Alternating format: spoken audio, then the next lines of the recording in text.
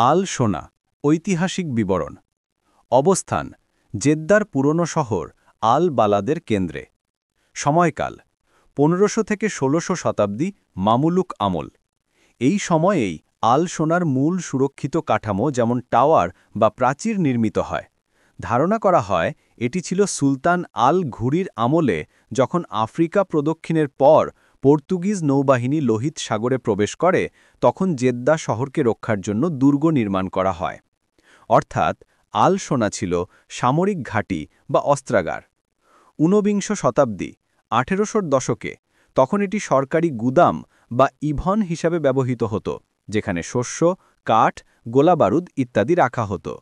বিংশ শতাব্দী 1900 দশকে পরবর্তীকালে স্থানটি একটি ব্যক্তিগত বণিক গুদামে পরিণত হয়, যেখানে বিশ্বজুড়ে আমদানি করা পণ্য সংরক্ষণ করা হতো।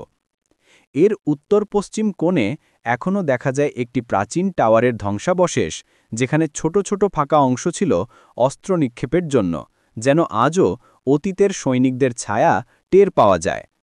আল সোনা শুধু একটি স্থাপনা নয়, এটি জেদ্দার শতাব্দীব্যাপী ইতিহাস, বাণিজ্য ও প্রতিরক্ষার জীবন্ত দলিল।